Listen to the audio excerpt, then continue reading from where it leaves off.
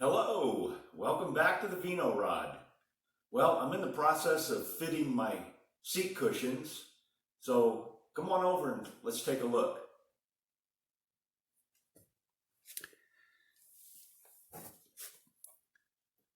Well, so what I'm trying to do is get a fit without having a hole here where I've repaired that side and this side where it had a hole there that you could, see through there.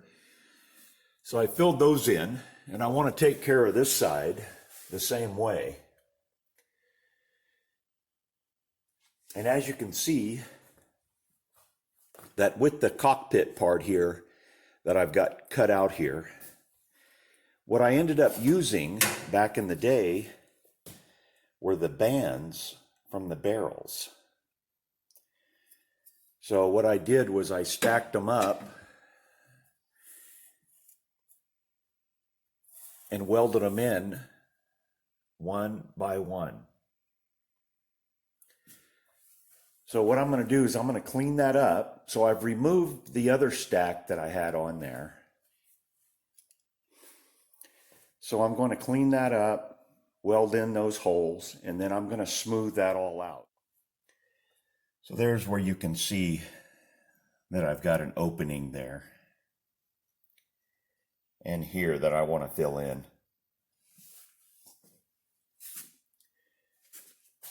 And then a repair here where you can see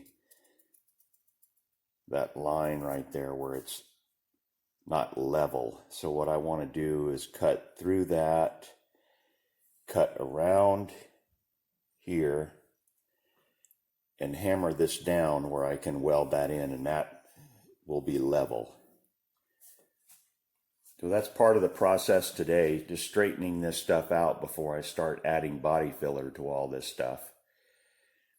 Make sure, just make sure that I have all the welding process done before I've got to add and apply body filler.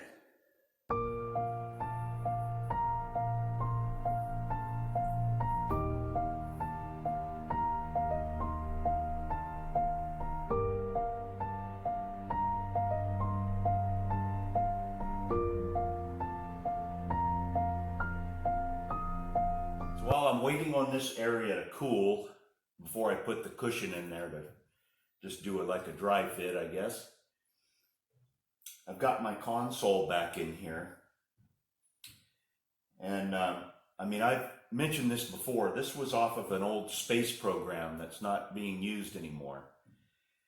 And this was kind of the condition, well, this is exactly the condition that this thing came in.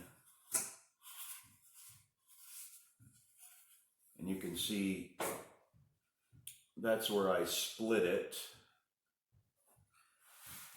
in this area here.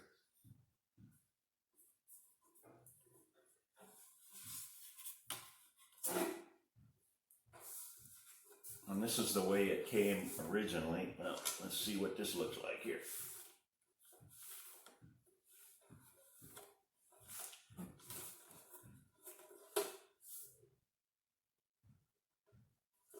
It's got a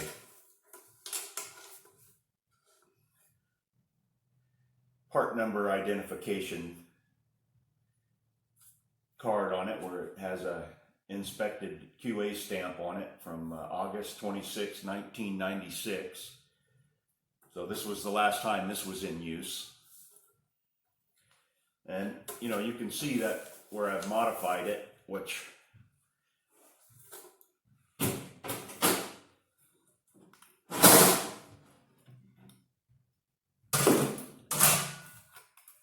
on this fella where I cut it off here and then took the lid part and bent it up so I can put some future gauges in there. I've got my homemade shifter, so you can go back and check that video out where I make my own shifter and shifter linkage.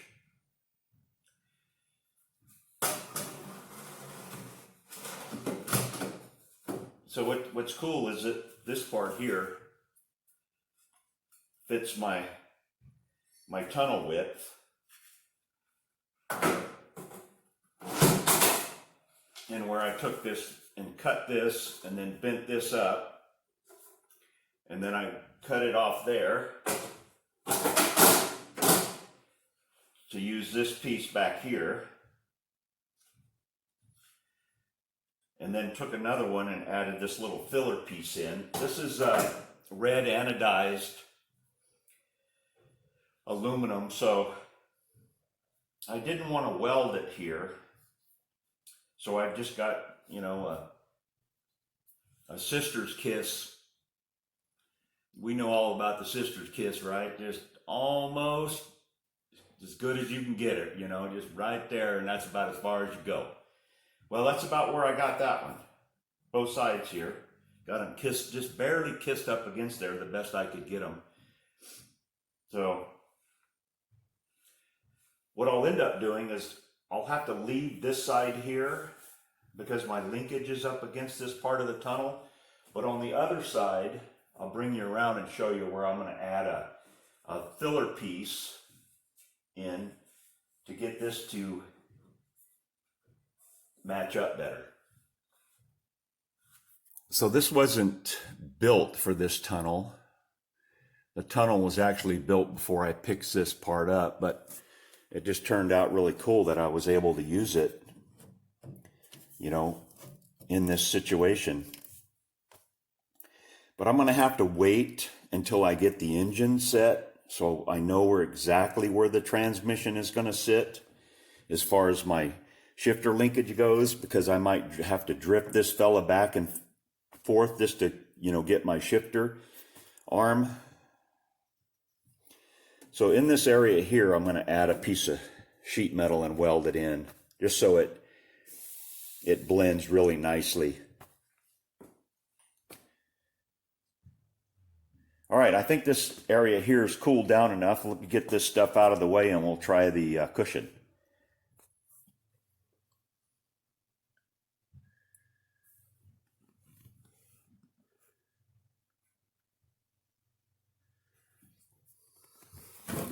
Okay.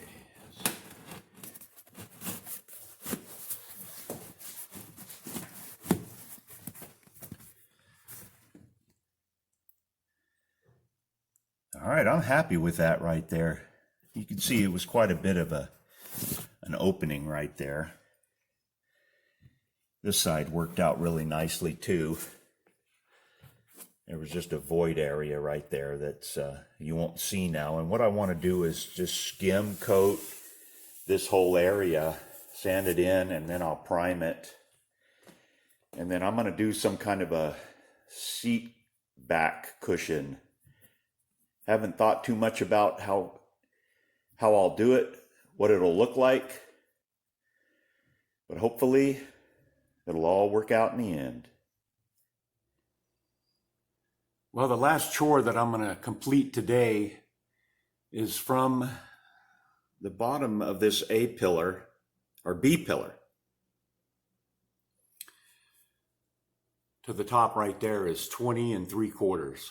So over on this side, it's not 20 3/4. So that's what I'm going to take care of right now.